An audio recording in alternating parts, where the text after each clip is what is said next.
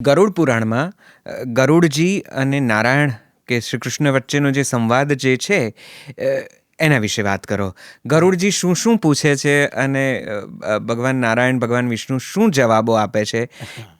પ્રમુખ રીતે મૃત્યુ પછીની ગતિ વિશે તેમની વચ્ચે સઘન સંવાદ થાય છે અને એ ઘણો બધો અમારા જેવા જે કદાચ વાંચે તો એમને તો ભય લાગી જાય કે આ તો આમાં તો કંઈ પણ કરીએ આ લોકો આપણને નર્કમાં જ નાખવાના છે. એટલે મને એના વિશે જરા થોડો વધારે પ્રકાશ પાડો અને મને એ વાત પણ જણાવો કે આ સ્વર્ગ અને નર્કનો ખ્યાલ કેટલો તથ્યાત્મક છે. મૃત્યુર્વય પ્રાણીનામ ધ્રુવમ. દરેક જીવના માટે મૃત્યુ તો નક્કી જ છે. જી, કારણ કે આ મૃત્યુલોક છે. આપણે મૃત્યુલોક ઉપર આપણે અહીંયા છીએ, આવ્યા છીએ. કોઈ અમરપટો તો લઈને આવ્યા નથી. એટલે આ તો વસ્તુ આપણા માટે નક્કી જ છે. અને જેટલું મૃત્યુ નક્કી છે, મૃત્યુ પછીનું જીવન પણ એટલું જ નક્કી છે. રાઈટ. એટલે એ જ વસ્તુને મુખ્ય ધારામાં લાવવા માટે અહીંયા ગરુડજીએ નારાયણ સાથે આ ચર્ચા કરી. એટલે શક્ય છે, હમણાં થોડીક વાર પહેલાં જે મેં પ્રક્ષેપની એની વાત કરીને, શક્ય છે કે ગરુડ અને નારાયણની વચ્ચેનો જે સંવાદ છે એ હોય અને પ્રક્ષેપ તરીકે પેલી બધી વિદ્યાઓના વિષયો અંદર બધા અલગ અલગ આચાર્યોએ ઉમેરી અને મૂક્યા હોય કે ભાઈ આ બહાને અમારા આ વિષયો અહીં રેકોર્ડમાં ચડી ગયા. બરાબર છે. તો એક વસ્તુ સ્પષ્ટ છે. ગીતામાં ભગવાન કૃષ્ણએ કહ્યું છે કે તદ્વિધિ પ્રણિપાતેન પરિપ્રશ્નેન સેવયા ઉપદેક્ષ્યંતિ તે જ્ઞાનમ જ્ઞાનિનસ તત્વદર્શિનઃ.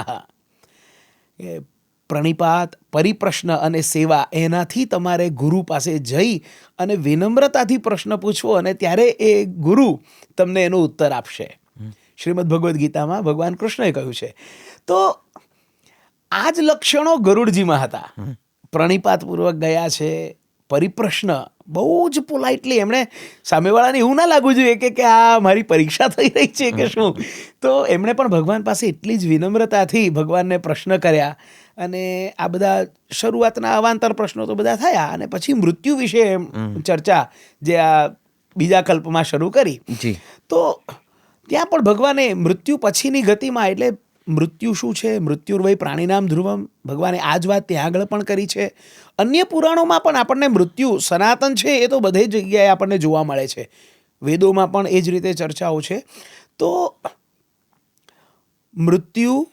મૃત્યુના ક્ષણની શું હાલત થાય છે, એ ક્ષણે એ વ્યક્તિની શું હાલત થાય છે અને મૃત્યુ સમયે શું કરવું, આ બધું પણ ભગવાને કહ્યું. અને એ જે જીવ છે, શરીર છોડીને ગયો પછી એ ક્યાં જાય છે, એની આગળ શું ગતિ થાય છે, અહીંયા એના પરિવારજનોએ શું કરવું, આ બધી ચર્ચાઓ ત્યાં ગરુડ પુરાણના આ પાછળના સારોદ્ધાર કલ્પમાં જોવા મળે છે. તો એક સ્પષ્ટ છે, સ્વર્ગ અને નર્ક કદાચ આપણને, એટલે જો સ્વર્ગ તો ડરાવવા માટે છે જ નહીં, સ્વર્ગ તો આપણને આનંદ અપાવવા માટે છે. એ તો એક પ્રકારની લાલચ છે. લાલચ છે. હા. અને નર્ક ડરાવવા માટે. તો વસ્તુ એક જ છે. ગોસાઈજી કહી ગયા ને, ભય બિન પ્રીત ન હોય ગોસાઈ. તો મનુષ્ય જાત એવી અવળચંડી છે કે ખીટો તો બાંધવો જ પડશે, નહીં તો આ પશુ કશે ને કશે ભટક્યા કરશે. એટલે મનુષ્ય જાતને નિયમનમાં લાવવા માટે આ એક નર્કનું પ્રાવધાન રાખ્યું છે. અને હું અહીંયા છે ને મનુષ્ય જાત શબ્દ એટલા માટે બોલું છું કે વિશ્વના દરેક ધર્મમાં મૃત્યુ પછીની વાતો બધી જગ્યાએ અલગ અલગ છે. પુનર્જન્મ ઘણા સ્વીકારે છે, ઘણા નથી સ્વીકારતા. મોક્ષનો કોન્સેપ્ટ તો આપણે ત્યાં જ છે, અમુક જ જગ્યાએ છે. તો આવી જે વસ્તુઓ જે છે, પણ સ્વર્ગ અને નર્ક બધે છે. હા, કોઈક એને જન્નુમ કહે છે અને કોઈક એને હેલ કહે છે.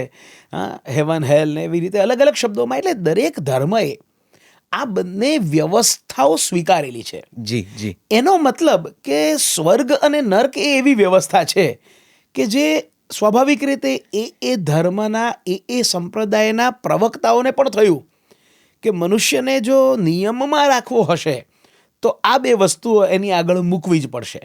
કે તું સારા કર્મ કરીશ તો સ્વર્ગમાં, અન્યથા તારા માટે નર્ક છે જ, અને નર્કમાં સજા છે. તો આ બંને સિવાયની ત્રીજી વ્યવસ્થા પણ કશે નથી. આપણે ત્યાં પણ નથી, ત્યાં પણ નથી, બીજે કશે પણ નથી.